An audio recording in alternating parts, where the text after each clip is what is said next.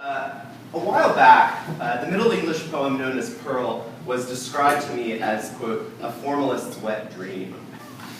This characterization is striking for many reasons, of course, not least its all but explicit gendering of the poem's presumptive reader.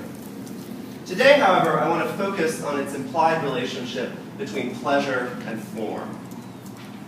A relationship that I will argue is central not just to Pearl, but also to Cleanness, the poem that follows Pearl in the only manuscript in which either survives, British Library, Cotton Era 10. On the one hand, to call Pearl a formalist's wet dream is to acknowledge that performing close readings of the poem's structural complexities and lexical ambiguities is naturally, perhaps even inevitably, pleasurable. This acknowledgement is both grudging and judgmental, however, since the phrase also evokes, even I think for non-believers, the Catholic injunction against solitary and non-procreative sexual activity. It thus implies that the scholarly fruit of such pleasurable literary analysis is negligible or even non-existent, and that we should resist such self-indulgence in favor of other, more generative scholarly pursuits. Such dismissive attitudes toward the pleasures and benefits of close reading have helped give rise to the so-called New Formalism, a still evolving critical movement that seeks to recapture some of literary scholarship's, quote, traditional address to aesthetic form, as Marjorie Levinson put it in her 2007 PMLA review article. I enthusiastically support such attempts and happily acknowledge that I'm working on Pearl because I love it and think it's a beautiful poem and want others to feel the same way about it, or at least to understand why I do. But I will argue today that there are further reasons to consider the relationship between pleasure and form in the Pearl manuscript's first two texts especially, and that the metaphor with which I began, however crude, suggests with uncanny precision some of the reasons this is so. For Pearl explores the relationship between pleasure and desire on the one hand, and fruitfulness and labor on the other. Moreover, the self-consciousness of its highly wrought poetic form ensures that the relevance of this question is not restricted to the action that takes place within the poem. The question, in other words, is not simply what, if anything, has the dreamer learned by the end of Pearl, but also what have we, and how have the literary pleasures of its ornate structures and lapidary wordplay helped us to do so. The stakes of these questions are heightened by the fact that in its uniquely surviving manuscript, Pearl is followed by the poem now generally called Cleanness. This juxtaposition highlights sharp contrasts and other subtler but equally important points of commonality between the two poems. The contrasts are obvious. Pearl draws from the New Testament, chiefly Matthew and Revelation, Cleanness from the Old, chiefly Genesis and Daniel. And whereas Pearl invests its the theological debate that it presents with psychological depth and the hints, at least, of emotional growth, the moralizing of Cleanness can seem resolutely grim and grimly iterative. For most modern readers, the comparatively unsympathetic tone and subject matter of Cleanness are paralleled by its less elaborate poetic form. All three of these combine to make it, by some measure, the least popular poem in the manuscript. And yet, for all that, Pearl and Cleanness both proclaim a concern for form, as we see in these passages from the end of the former and beginning of the latter. Oh, sorry. In these passages, Pearl alludes to physical form, and Cleanness to rhetorical or literary form, which is precisely the bivalence that interests me. This juxtaposition also highlights the fact which seems initially counterintuitive, that it's Cleanness, which lacks the clearly articulated stanzas of Pearl, and whose structural principles many modern commentators have struggled to agree upon, that it's Cleanness that proclaims this concern for fair forms. Yet if its forms are less obviously pleasurable than those of Pearl, Cleanness is even more deeply invested in exploring forms of pleasure, and it arrives at some surprising conclusions. Most famously, its enthusiastic praise of heterosexual erotic pleasure does not depend upon or even mention the possibility of childbirth, which is the only purpose of sex in most medieval accounts, pleasure being simply the needed, and to that extent only, legitimate motivation. Think Alain de Lille here. Indeed, God says that he's angry at the Sodomites precisely because he devised for humanity a natural technique of enjoying sexual pleasure, which this passage depicts as an end in itself. Except for compost in the first line, which I'll return to in a moment, all of the bold-faced words in this passage are part of the lexicon of erotic pleasure, and, as Elizabeth Kaiser has pointed out, these words are never allegorized into a form of spiritual love as they might be in the hands of Augustine or Bernard of Clairvaux, for example. That word compost is significant to my argument because it suggests two distinct but related kinds of form that we saw in my first pair of passages: verbal figuration and physical construction. As a noun, Middle English compost could mean ingenuity, cunning, clever craftsmanship, art, plot, image, figure, and form, as well as its modern English reflex, the geometer's tool, which a 13th century French Bible moralisé famously depicts God wielding as master builder of the universe. That image was my title slide, and you can see it again here. The word appears as a noun 3 times in Cleanness to describe first the dimensions of Noah's Ark, then the poetic forms of Jean de Meun's Roman La Rose, and finally the holy vessels constructed by Solomon and later desecrated at Belshazzar's sacrilegious feast, the final exemplum of the poem. And you can see those passages here. The first of these describes a physical object, the second a literary text, and the third a set of physical objects that effectively unite literary and physical form through the virtuoso ekphrasis that follows the excerpt I've quoted here. I make that argument more fully elsewhere, and Sarah Stanbury argues for something similar in her Seeing the Gawain Poet. This use of the word compost demonstrates the Pearl poet's interest in the relationship between physical and literary form, which is naturally exciting to folks like me who are inspired by the relationship between literary texts and the manuscripts that contain and shape them. The word achieves yet another level of resonance when we learn from Donna Crawford's brilliant essay, The Architectonics of Cleanness, that the manuscript's creator seems likely to have used a literal compass in order to arrive at the ratios that govern the placement of the poem's 13 illuminated initials, whose apparent randomness contrasts sharply with the regularity of initials in the preceding pearl. I'll return to this point a bit later. Before doing so, however, I want to return to the appearance of compost in God's praise of erotic love, which this time I will read out. And here, in addition to the bold-faced lexicon of erotic pleasure, I've underlined words and phrases related to secrecy, and italicized those that emphasize reciprocity.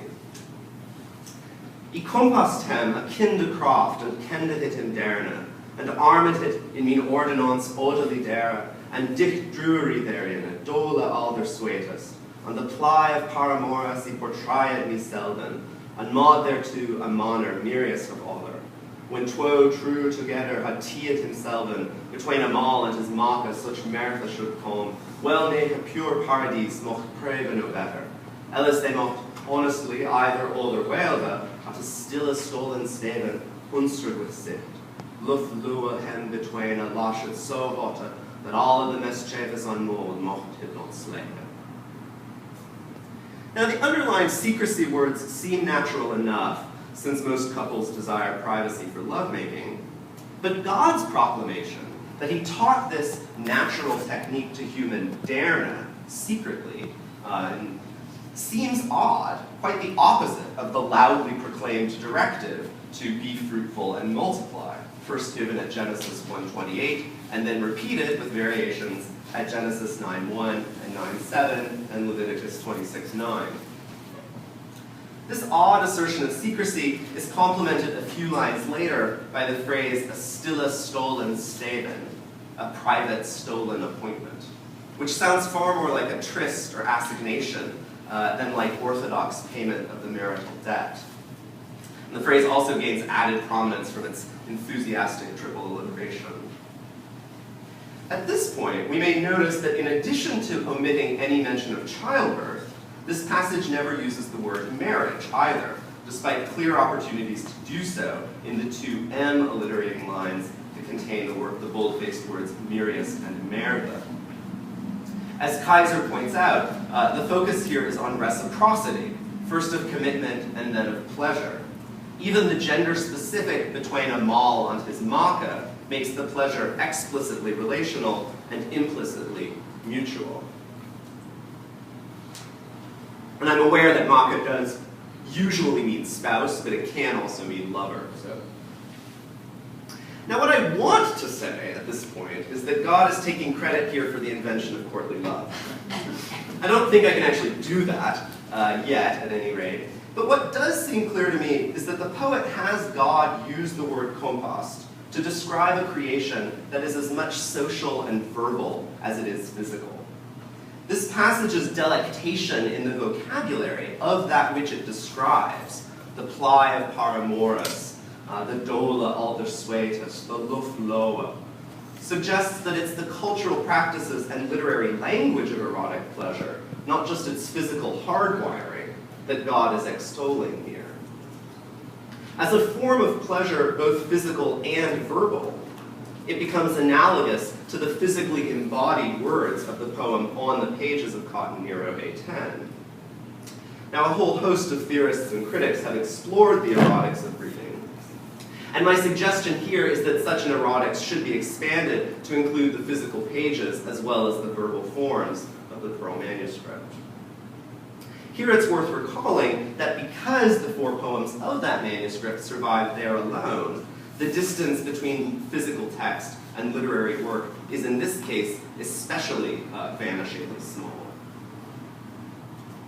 Now the theorist of pleasure who seems most fruitful, a word I use advisedly, to me in this context is Roland Barthes, not just for his pleasure of the text, an obvious work to think of, but also for his 1977-78 Collège de France lecture course, Le Neutre, which can mean, of course, both the neutral and the neuter, another resonant concept given some of the ideas I've been addressing today. Here's his characterization of what he set out to accomplish. What I'm looking for during the preparation of this course is an introduction to living, a guide to life, ethical project. I want to live according to nuance. Now, there's a teacher of nuance, literature. Try to live according to the nuances that literature teaches me. My tongue on his skin is not equal to my lips on his hand. Chair of Literary Semiology. Literature, codex of nuances.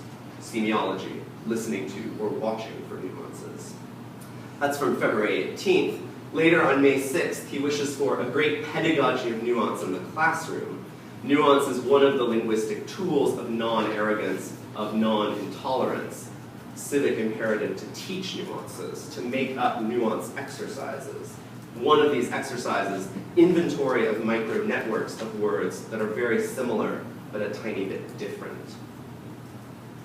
The micro-network of words that are very similar to, but a tiny bit different from nuance, words like ambiguity and ambivalence and tautness and complexity, are all objects of critical value and sites of pleasure and desire for formalists old and new, which is one reason I was so delighted to discover Barth's text.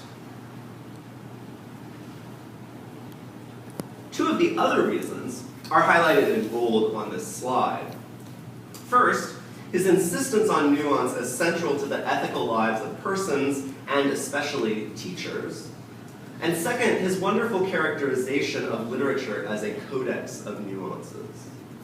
I love that phrase, and the time I've spent with medieval manuscripts suggests that it functions equally well with the pieces rearranged. The codex is a literature of nuances. Indeed, this is what, in the most recent volume of Chaucer Review, Alex Gillespie and I have argued manuscript studies offers new formalism, and vice versa, a discovery of new kinds of materials for interpretive close reading, much as the new historicism of earlier decades turned the anecdote and the archive into legible texts. The Pearl manuscript, not just the Pearl poems, and certainly not just Pearl and Sir Gawain, which get the vast majority of critical attention, should be the site of formalist analysis, a form of pleasure, but also, as Bahr suggests, and contrary to the dismissive assessment with which I began, an ethical and civic imperative. What I'm arguing for, in other words, is something like the kind of argumentation one sees in articles like Marie Boroff's Pearl's Mindful Mona, or Britton Harwood's Pearl as Diptych, but applied to the manuscript as a whole. In the short time I have left, I'd like to sketch the outlines of how this kind of project might advance. And to do so, I'm going to return to the juxtaposition of Pearl and Cleanness in the manuscript. How might this aspect of manuscript form, namely the sequencing and presentation of texts within it, relate to the literary forms of the texts themselves? And might looking for nuances within this relationship be fruitful, intellectually, ethically, or homiletically? So I looked at the poems, and what struck me most was how similarly they're presented, as you can see from these images of their first 36 lines. The manuscript blurs the distinction between the texts that seems most obvious to modern readers, namely that of poetic form. In fact, it would be hard to discover from the standard scholarly edition of the four poems by Malcolm Andrew and Ronald Waldron, but the scribe of Cleanness used the same mark in that poem, every 4 lines, that he did in Pearl to mark the beginning of a new stanza, every 12 lines. And here yep. So they don't all show up with equal clarity to these, and that's my cat's toy. There's one. They don't all show up with equal clarity to these in the manuscript, and some have faded entirely, to my eye at least, if indeed they were ever all there, which is another question for another day. But the initial counterintuitiveness of these marks, after all, these lines have neither rhyme nor syllabic regularity, which are sort of how we tend to think we perceive what a stanza is. The initial counterintuitiveness of these marks presses us to read for form even, and indeed especially, in this poem that seems to resist form and formalist close reading. Cleanness's stanza marks thus anticipate Chris Cannon's 2006 injunction in the Paul Strome Middle English collection that we do precisely that. I'm not trying to fetishize the manuscript here. It doesn't embody truths that we must simply accept. As Maura Nolan has put it recently, quote, "The truth that they, manuscripts, can offer is as fragmented and subjective as any other truth claim. Scribes are not necessarily better literary critics than modern editors. Pearl is different from Patience and Cleanness, more different than their mise en page would suggest. But by pressing us to think about how they're similar, the stanza marks of Cotton Nero A10 challenge us as readers, press us to find in this codex a literature of nuances. It's significant here that find is a leitmotif word in Cleanness from its very opening lines. Fair forms might he find in furthering of his speech. And if they provoke us to find beauty in the least obviously attractive poem of the Pearl manuscript, codicological details also give Pearl edge. Take a look at its final page.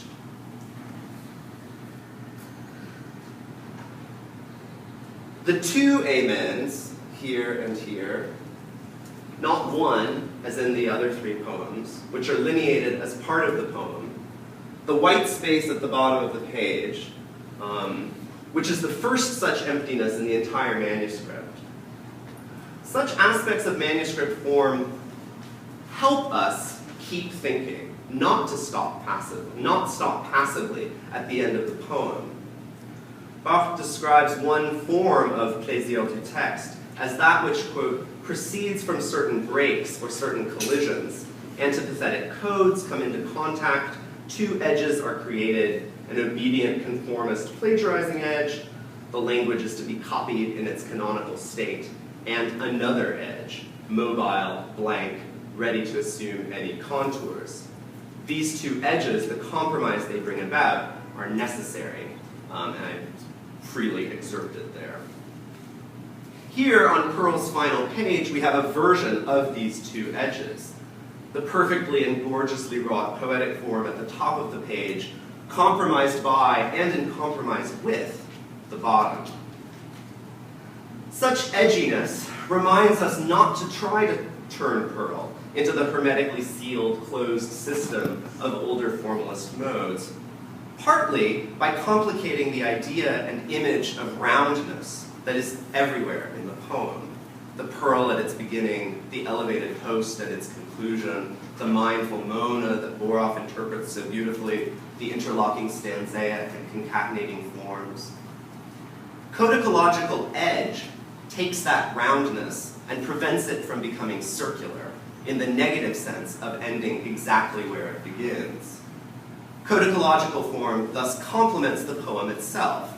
The last line of Pearl evokes, but is not the first, is very similar, but a tiny bit different, as Bahr puts it.